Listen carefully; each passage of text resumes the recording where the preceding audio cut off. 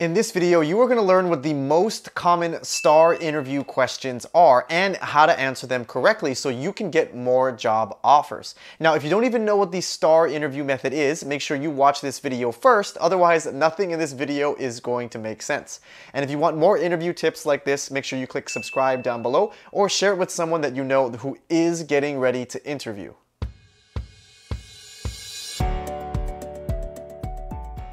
As you prepare for interviews, you need to know that STAR interview questions are the most common types of interview questions that you will get. And so if you don't know how to answer these, you're not going to get any job offers. And there's basically two types of STAR interview questions. The first will test your role-related knowledge or your technical skills. And the second type of STAR questions will be based on your soft skills or teamwork skills. So recognizing which type of question you are being asked is going to be critical when choosing how to answer the question. And really, the only part that's going to be changing here that you need to focus on is the A, or the actions part of your answer. Now, don't worry. I know you're probably thinking, well, how do I know the difference, or what are some examples? I'm going to walk through all of that in this video right here. Now, in each of these answers, your answer should be around 3 to 5 minutes, somewhere in that time frame.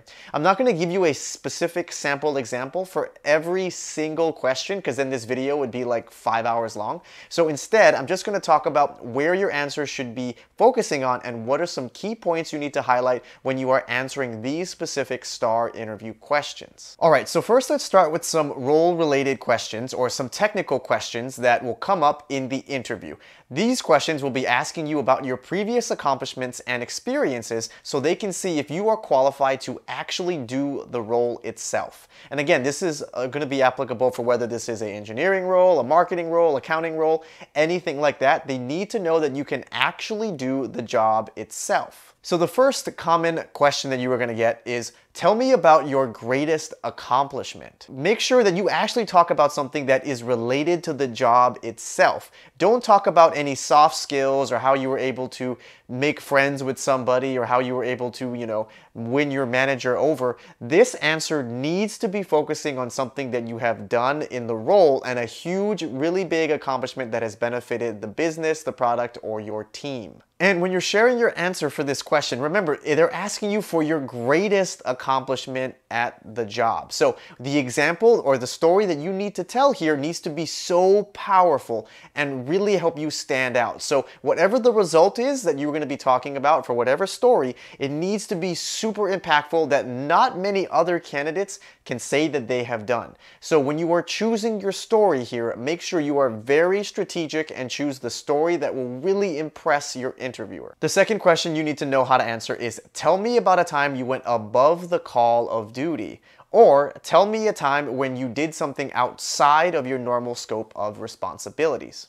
With this question, what they're trying to understand is, are you willing to put in the extra effort and go the extra mile? Are you able to identify problems outside of just your role? Or do you only do what you are told? This is going to be a key indicator for them that you are a top performer within your current job, and that is why they want to hire you at their company. So some key points to answer this question correctly is, first, you need to explain in the S part of your answer or the situation what are considered normal parts of your job and what were things that you did in this example that are outside of that scope of work. And remember, here is where people a lot make a big mistake, right? Just working extra hard or staying in the office or thinking outside the box to find a new solution as a part of your regular job is not going above the call of duty. That's just you doing your job, right? So when you are choosing your example here, it needs to be something that is so drastically outside of your normal scope of responsibilities, but still demonstrates some key technical skills that show them that you are really good at your job. Normally, really good answers here are when you can identify a problem that no one else has noticed before and then found a creative solution to solve it in addition to doing your regular day job. It's basically like saying, hey, look, I was able to do everything I was supposed to at my regular job, but on top of that, I went the extra mile and I solved this, or I did this and I created this. That is the best example that you can share here. The next question that you need to practice is, tell me about the most complex problem that you have solved. And the biggest mistake that people make when answering this question is they don't actually share something that's really complex. And if you are sharing an example of something that was complex, make sure you actually give that context to the interviewer as to what made this particular problem so difficult for you to solve in the first place.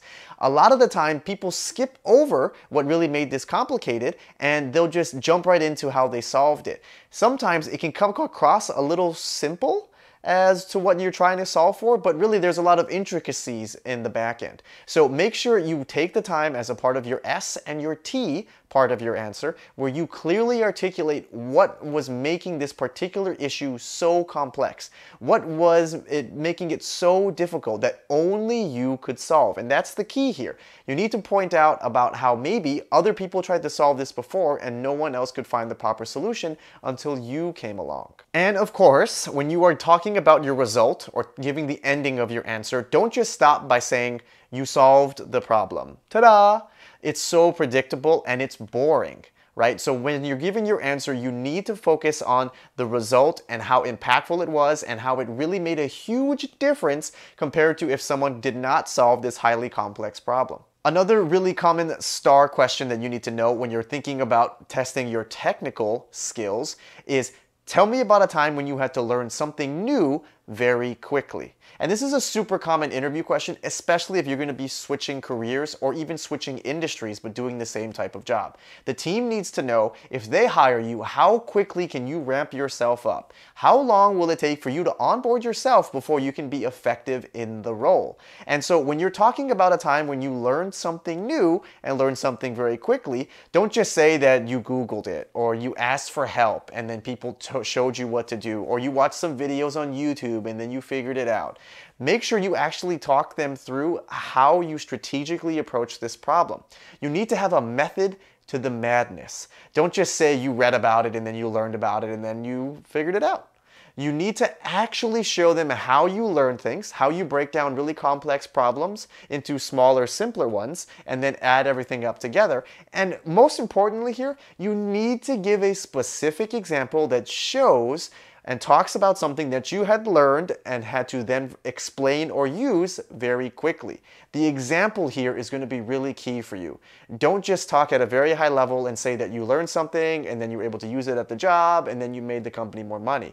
You need to give specifics as to what you learned and then how you used it in the job itself. All right, so now let's talk about some common STAR questions that will test your soft skills or your teamwork skills. And the first one, which is super common, and everybody's probably going to get asked this question, is tell me about a time where you had a conflict with someone on your team and how you resolved it.